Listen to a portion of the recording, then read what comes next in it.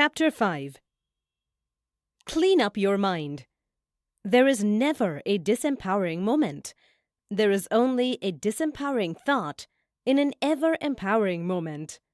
Hiral Nagda. What is cleaning up the mind? Take time to understand your mind and clean it up if required. Ever experienced mental overwhelm?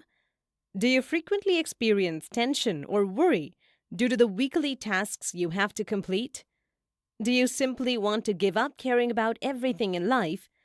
Everyone occasionally has negative thoughts.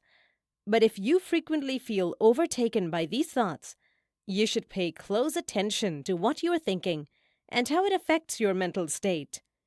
Your internal dialogue is a typical pattern of your mental environment.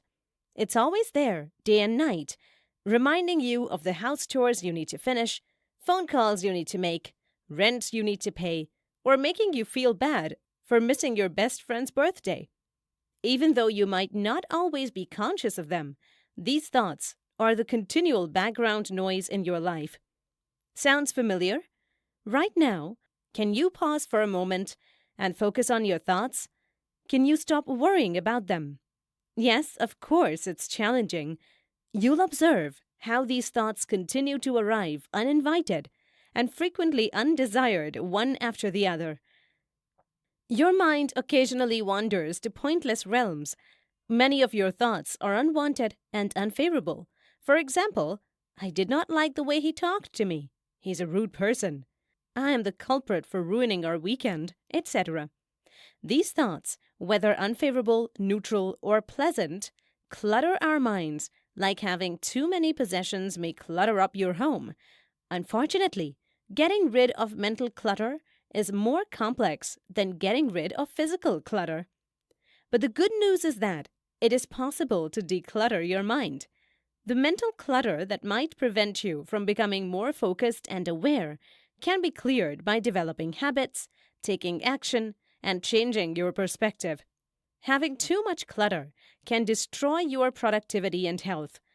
The International Human Rights Organization's IHRO Regional Director, Professor and Dr. Ushi Mohandas, claims that mental and physical clutter is actually stealing a lot from you. It might take your time, space, and energy, but it can also take your peace. Clutter gradually becomes comfortable, and you adapt to it to the point where you don't even realize you are getting affected by it, and finally find it challenging to get rid of it. Mess and clutter are associated with unpleasant feelings like uncertainty, stress, and impatience, whereas an organized environment and mind tend to promote more pleasant feelings like calmness and a sense of well-being. You cannot focus on your work when there is clutter around you, because a messy environment hinders your progress and prevents your mind from processing information correctly. Having more time, space, and energy gives you the freedom to create the kind of life you want. According to Ushi, the founder of the Mind Workshop, clutter to the brain implies unfinished business. And this lack of completeness can be exceedingly stressful for some people. In fact, it may also induce problems associated with sleep by making it difficult to unwind at the end of the day. Can it develop the habit of procrastination? Yes, of course. In one way or the other, procrastination is an emotion-focused coping method.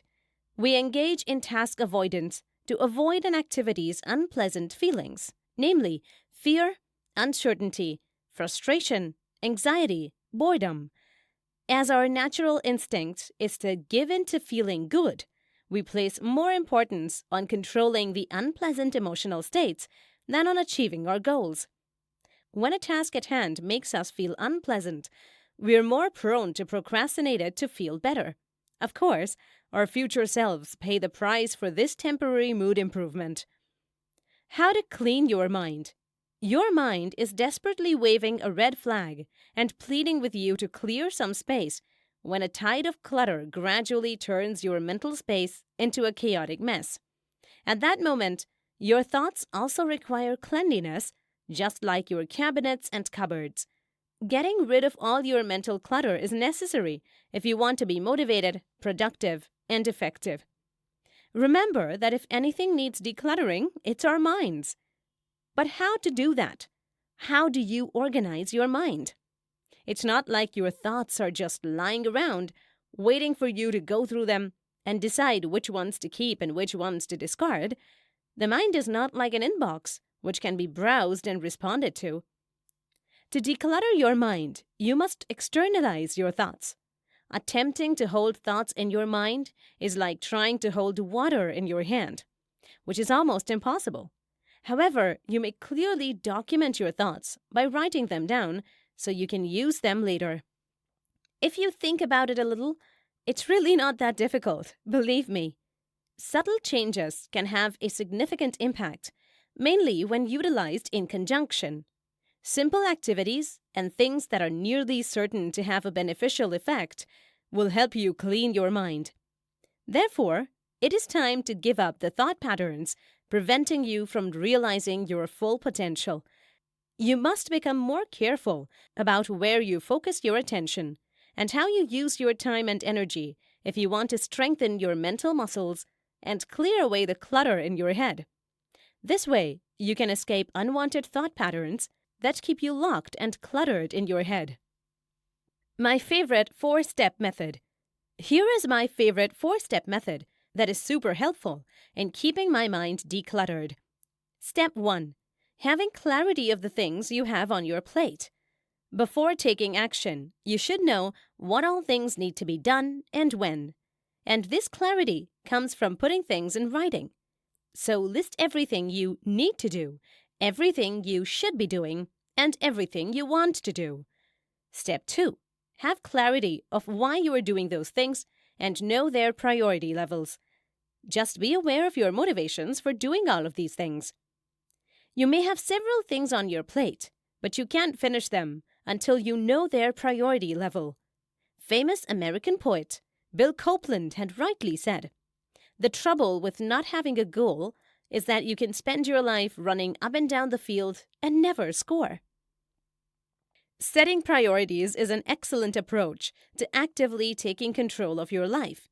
Believe me, once you write down and think about the things you've written, you'll realize that many of them are really not required to be done. We frequently overburden ourselves with needless activities. We are so preoccupied with what we should and ought to be doing that we completely forget to question ourselves. Do I even need to perform all those activities? Ask yourself 2 questions for each item on your list. Is it necessary? Does it matter to someone I love more or to me? If the answer to both of these questions is no, you have just discovered a distraction. So you can cross it off your list. You become less and less distracted as you cross things off your list. Step 3. Focus on what is there on your plate now. Now your plate should look cleaner and filled with much more manageable things. Next, based on your short or long-term goals and life aspirations, you need to figure out what are the things that matter the most to you. Make a list of your top priorities and then make sure that your decisions and actions align with those priorities.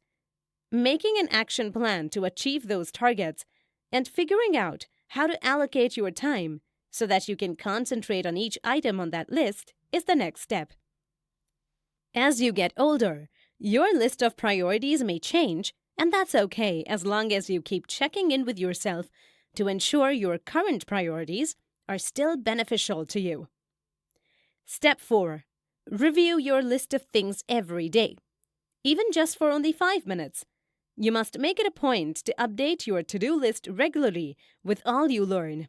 If not, you start deviating off track, and your list becomes inaccurate. Distractions suddenly begin to creep back into your life as you move. Additionally, if it turns out that anything you formerly considered necessary is no longer relevant, simply cross it out and move on. You must take the time to recognize your interests and devise strategies for pursuing them.